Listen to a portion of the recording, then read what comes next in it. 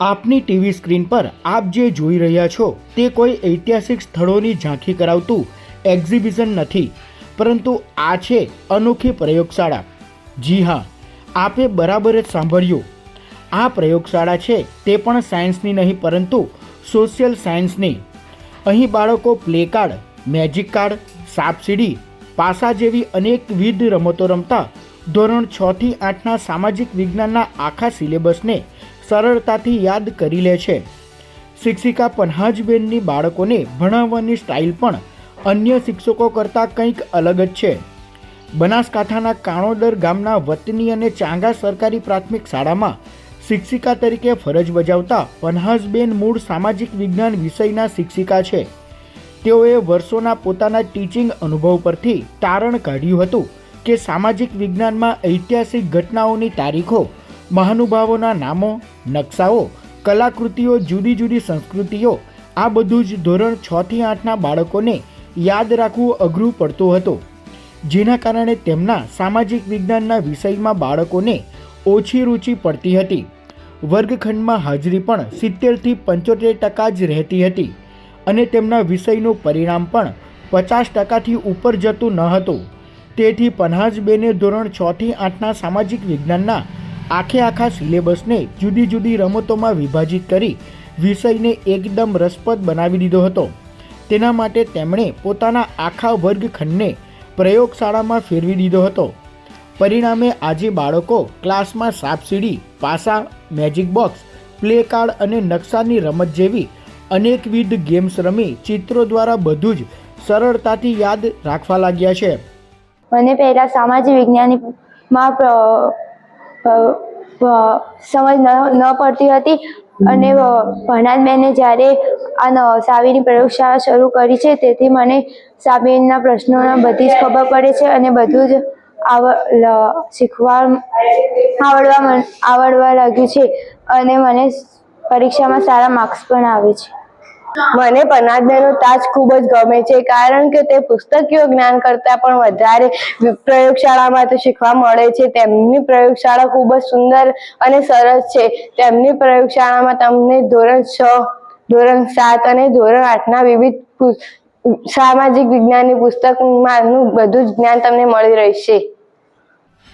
શિક્ષિકા પન્હાજબેન પોલરા પોતાના શાળા સમય બાદ ઘરે દરેક પાઠને સરળતાથી કઈ રીતે ભણાવી શકાય તેવી વિશેષ તૈયારી કરે છે અને વર્ષ 2020થી તેઓએ દર મહિને પોતાના પગારમાંથી 10 થી 15,000 રૂપિયા ખર્ચી કુલ 3 લાખ રૂપિયાના માતબર ખર્ચે આ આખી પ્રયોગશાળા ઊભી કરી છે।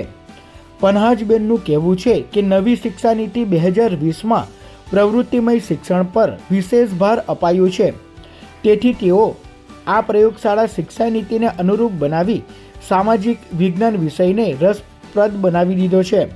અને સામાજિક વિજ્ઞાનની પ્રયોગશાળા મેં અહીંયા ચાંગા પ્રાથમિક શાળામાં ઊભી કરી છે। 2020ની અંદર જ્યારે આપ જરૂર જોઈ રહ્યા છો કે ટેકનોલોજીની અંદર જ્યારે દરેક શિક્ષકો વિડીયો બનાવી રહ્યા હતા ત્યારે મને વિચાર આવ્યો કે મારે એ બધાથી કંઈક જુદું મારા બાળકોને પીરસવું છે, જે કાયમ માટે અને કાયમી એનો બાળકો ઉપયોગ કરી શકે।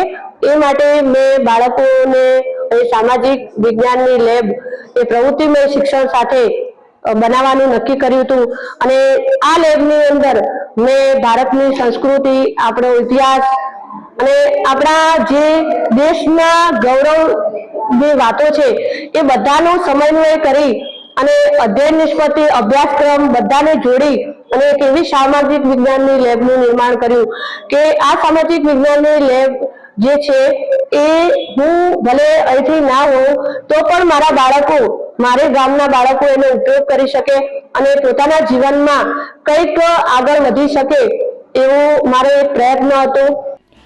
બાળકોમાં ગોખણ શક્તિ નહીં પરંતુ સમજણ શક્તિ ખીલે તે માટે શિક્ષિકા પન્હાજબેન પોલરાએ જે અનોખો પ્રયાસ હાથ ધર્યો છે તે માટે તેમને બેસ્ટ ટીચરનો એવોર્ડ પણ પ્રાપ્ત થયો છે। આ અંગે શાળાના આચાર્યએ જણાવ્યું હતું કે પન્હાજબેનનું બાળકો પ્રત્યેનો સમર્પણ ભાવ અન્ય શિક્ષકો માટે પણ પ્રેરણાદાયી છે। ચાંગા પગાર કેન્દ્ર શાળામાં સામાજિક વિજ્ઞાનના બહેન શ્રી પન્હાજબેન પોલરાએ પોતાના ખર્ચે સામાજિક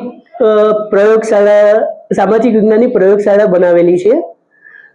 જે વિષય દરેક બાળકને ભારે લાગતો હોય, કંટાળાજનક લાગતો હોય, તેવો સામાજિક વિજ્ઞાનનો વિષય એક રમતની સાથે અને મોડેલોની સાથે બાળકો વધારે સરળતાથી શીખી શકે છે અને એને કારણે બાળકોનો તે વિષય પ્રત્યેનો પ્રેમ વધતો ગયો છે અને તેનું પરિણામ અમારી શાળાના રિઝલ્ટની અંદર પણ જોવા મળેલું છે.